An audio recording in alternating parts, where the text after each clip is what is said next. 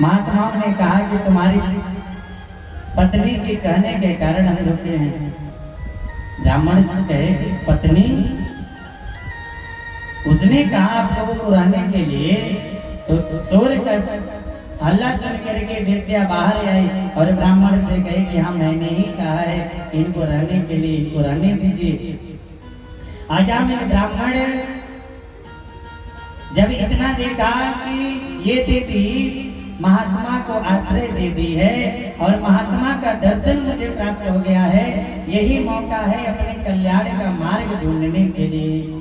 महात्माओं के श्री चरणों में लिपट करके ब्राह्मण कहा कि महाराज मैं ब्राह्मण होकर के भी अपने ब्राह्मणत्व का त्याग करके मैंने अपने जीवन में बहुत बड़ा पाप किया है, मैंने अपने जीवन में बहुत बड़ा पाप किया है। कृपा करके ये बतलाइए कि इस पाप से मुक्ति मुझे कैसे मिलेगी, मेरा कल्याण कैसे होगा।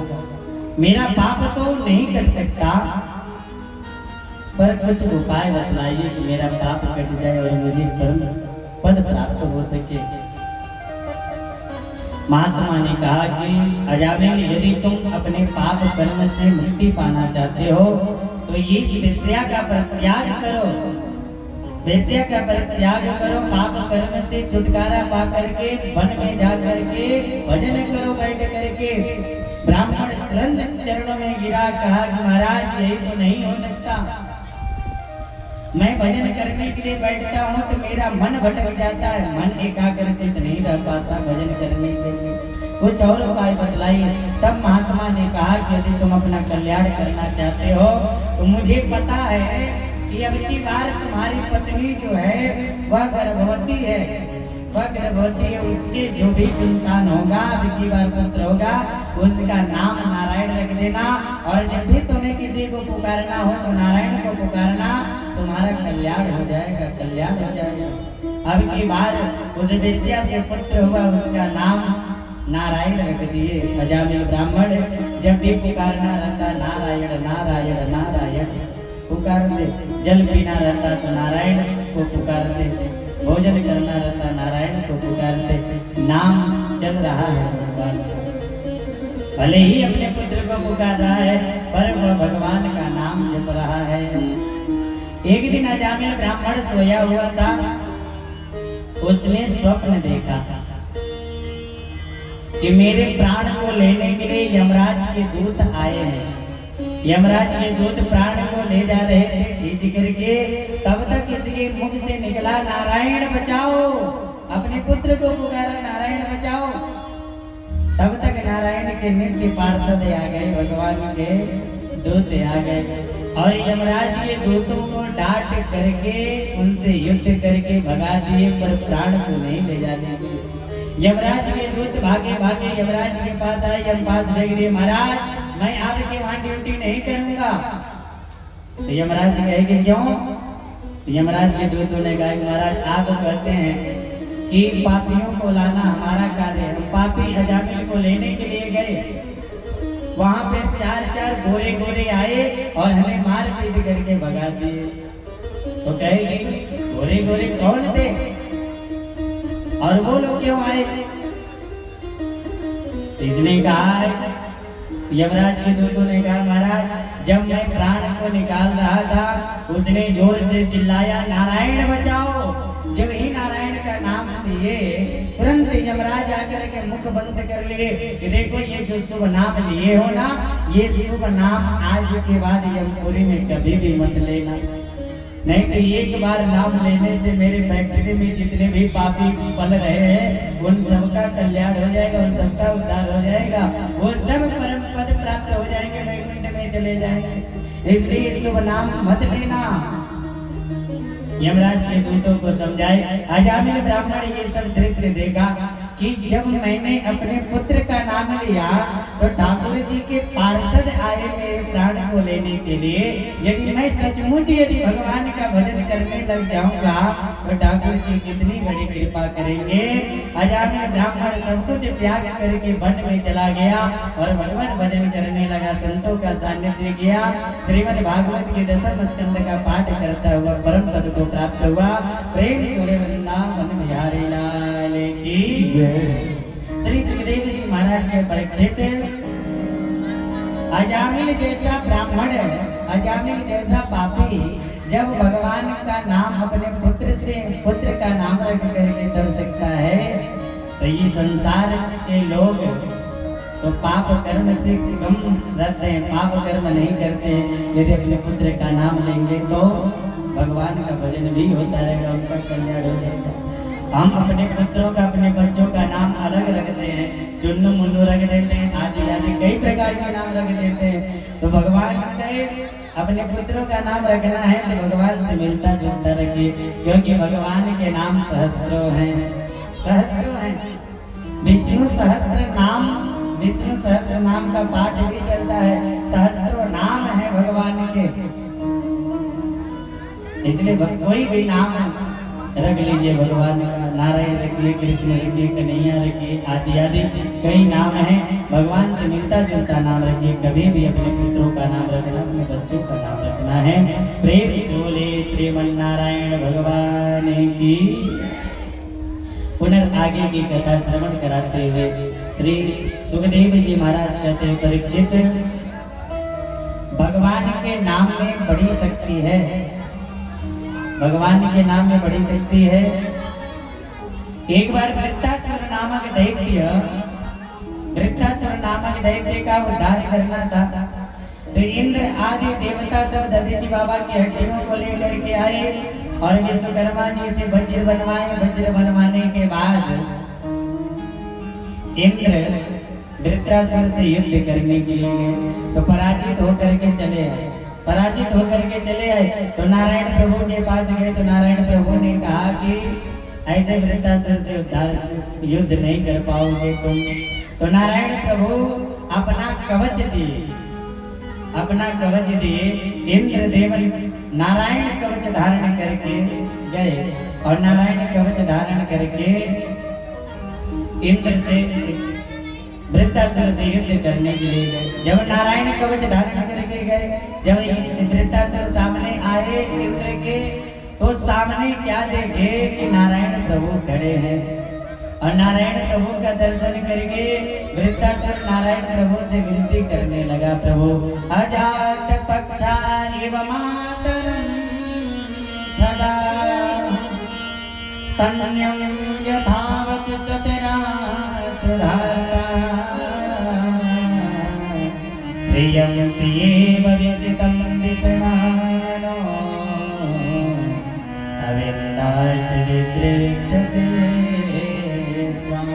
वृत्तासुर भगवान की स्तुति करने लगा, प्रभु भगवान के लिए संबोधन कहा, दो संबोधन दिया। हे अरविंदाक्ष, हे कमल नयन प्रभु, जैसे पक्षी का नन्हा सा बच्चा जिसके अभी पंख भी नहीं आए रहते हैं, घोंसले में बैठा बैठा जैसे उल्लू बिल्ली आदि के भय से अपनी माँ को याद करता है, पक्षी का बच्चा उल्लू और बिल्ली आदि के भय से याद करता है अपनी माँ को।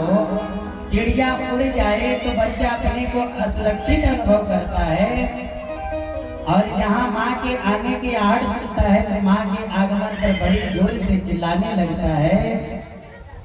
तो जैसे वह निरंतर अपनी माँ का चिंतन करता है, ऐसे ही मैं आपका चिंतन करूं प्रभु, मैं आपका चिंतन करूं, ऐसा कृपा करिए। ऐसा भगवान के सामने खड़ा हुआ करता तो विनती करता।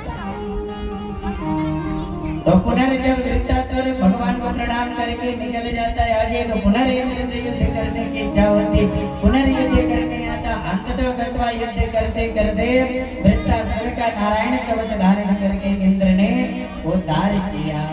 वृत्तासुर का उद्धार हुआ। प्रेम बोले वृंदावन बिहारी लाल की। श्री परीक्षित जी महाराज पुनः श्री सुखदेव जी से कहे, गुरुदेव एक तरफ भगवान समदर्शी कहे जाते हैं, एक तरफ भगवान समदर्शी कहे जाते हैं, और समदर्शी तो उसे कहा जाता है जो सबको एक समान स्वीकार करे, उन्हें समदर्शी कहा जाता है। पर मैं सुनता हूँ, मैं देख रहा हूँ कि भगवान एक समान को सबको स्वीकार करते नहीं हैं। दैत्यों को मारते हैं और देवताओं का भक्तों का खुल करके पक्ष लेते हैं। उनको मारते नहीं हैं, दैत्यों को मार देते हैं भगवान। तो ये समदर्शी कैसे कहे गए? तो श्री सुखदेव जी महाराज के परीक्षित समदर्शी भगवान इसलिए कहे जाते हैं कि भगवान सबका उद्धार करते हैं। चाहे वो दैत्य हो, चाहे देवता हो, चाहे भक्त हो, चाहे संत हो, चाहे महात्मा हो, चाहे ब्राह्मण हो, कोई भी हो, भगवान सबका उद्धार करते हैं। पर जो जैसे आता है उनका वैसे उद्धार करते हैं, वैसे उद्धार करते हैं। एक बार दैत्यगण भगवान के पास गए, भगवान से कहे प्रभु आप हम सबको मार देते हैं, देवताओं का घुल करके पक्ष लेते हैं, उन सबको मार करके उनका उद्धार नहीं करते हैं, भक्तों को मार करके उद्धार नहीं करते हैं, हमें मार देते हैं। तो नारायण प्रभु ने कहा एक काम करो, मैं तुम्हारा भी उद्धार भक्तों की तरह ही करूंगा, पर तुम हमारा भजन करो, तुम भी हमारा भजन करो। जैसे हमारे भक्त माला लेकर के जाप करते हैं, भजन करते हैं, सत्संग करते हैं, तुम भी भजन करो, तुम भी सत्संग करो। दैत्यों ने कहा कि महाराज वो ही भजन नहीं, तामस नेहा, हम तामसी पुरुषों से भजन नहीं हो पाएगा। तो भगवान कहे जब तुम भजन नहीं कर पाओगे तो मैं तुम्हारा भक्तों की तरह उद्धार नहीं कर पाऊंगा, तुम्हारा भी मैं युद्ध करूंगा, पर युद्ध उद्धार करूंगा। दैत्यों ने कहा कि महाराज मेरा भी उद्धार करिए, मैं आपको गाली दे सकता हूँ, आपसे युद्ध कर सकता हूँ। भगवान कहे ठीक है युद्ध ही करो, मुझे गाली ही दो, पर मुझसे कोई न कोई नाता रखो तभी मैं तुम्हारा उद्धार करूंगा, ऐसे युद्ध उद्धार नहीं कर सकता। तो देवताओं ने कहा तो ठीक है महाराज मैं आपसे युद्ध करूंगा। तो दैत्य युद्ध करने आते हैं, भगवान उन्हें मार करके उनका उद्धार करते हैं। जो भक्त भजन के द्वारा जाते हैं भगवान उनमें भक्तों की तरह भजन के रास्ते से उनका उद्धार करते हैं। पर भगवान तो सबका उद्धार करते हैं, इसलिए परीक्षित भगवान समदर्शी कहे जाते हैं। दैत्य कुल में ही परीक्षित महाभागवत श्री प्रहलाद जी महाराज का जन्म हुआ था, पर प्रहलाद जी का तो वध करके भगवान ने उद्धार नहीं किया होगा, पर उनके पुत्र उनके पिता थे हिरण्यकश्यप, महादुष्ट दुराचारी पापी था, उन्हें मार करके उनका उद्धार किए, पर उद्धार किए प्रहलाद जी को मार करके उद्धार नहीं किए। क्यों? क्योंकि प्रहलाद जी भक्त थे, वो भक्ति करते थे, भजन करते थे। तो श्री परीक्षित जी महाराज कहते गुरुदेव प्रहलाद जी का चरित्र श्रवण कराइए। तब श्री सुखदेव जी महाराज प्रहलाद चरित्र प्रारंभ किए। प्रेम चोले भागवत भगवान की। श्री सुखदेव जी महाराज के परीक्षित जब भगवान हमारा रूप धारण करके हिरण्याक्ष का वध किए थे, तो हिरण्याक्ष का भाई था हिरण्यकश्यप, तब से भगवान का कट्टर बैरी बन गया कि मैं इस विष्णु को छोड़ूंगा नहीं, जैसे मेरे भाई को मारा है मैं उसे भी मार डालूंगा, उसे छोड़ूंगा नहीं। कट्टर बैरी बन गया और भगवान को मारने के लिए संकल्प कर लिया और मंत्राचल पर्वत पर जाकर के घोर तपस्या करी। तपस्या से प्रसन्न होकर के ब्रह्मा जी दर्शन दिए, वरदान मांगने के लिए कहे, तो हिरण्यकश्यप ने कहा महाराज मुझे अमर बना दीजिए। ब्रह्मा जी कहे अरे भैया मैं ही जब अमर नहीं हूँ तो मैं तुम्हें कहाँ से अमर बना दूं, मुझे भी मरना पड़ता है, मुझे भी बदलना पड़ता है, और कुछ मांगो। हिरण्यकश्यप ने कहा तो महाराज तो फिर आप देना ही चाहते हैं तो मुझे अब वरदान दीजिए। ब्रह्मा जी कहे तो ठीक है मांगो। तो अब मांगने लगा महाराज हिरण्यकश्यप वरदान। क्या क्या मांगा आइए सुनते हैं। तो श्री ब्रह्मा जी से हिरण्यकश्यप वरदान मांगा महाराज ना भीतर मरूं ना बाहर मरूं, ना ऊपर मरूं ना नीचे मरूं, ना मनुष्य से मरूं ना जानवर से मरूं, ना अस्त्र से मरूं ना शस्त्र से मरूं, आपकी बनाई हुई सृष्टि में मैं किसी से भी न मरूं, 12 महीने में किसी महीने में भी न मरूं। महाराज इतना वरदान मांगने लगा। ब्रह्मा जी कहे अरे भैया कितना वरदान मांगोगे, तुम्हारे जैसे वरदान मांगने वाला मैंने नहीं देगी, पर तुम्हारे जैसे तप करने वाला भी मैंने नहीं देगा। तुमने तो ऐसी तपस्या करी तुम्हारे पूरे शरीर में दिमक लग गई। जाओ जो जो वरदान मांग रहे हो तुम्हें सब प्राप्त हो। ताते ने दुर्लभा पुंसा यान विरणा से तथापि वितराम्यंग वरान्यदपि दुर्लभा। ये दुर्लभ वरदान मैं तुम्हें प्रदान करता हूँ। ब्रह्मा जी प्रदान करके तो चले गए। अब हिरण्यकश्यप को सोचा कि मैं तो अमर हो ही गया, ना भीतर मरूंगा, ना बाहर मरूंगा, ना दिन में मरूंगा, ना रात में मरूंगा, ना ऊपर मरूंगा, ना नीचे मरूंगा, ना अस्त्र से मरूंगा, ना शस्त्र से मरूंगा।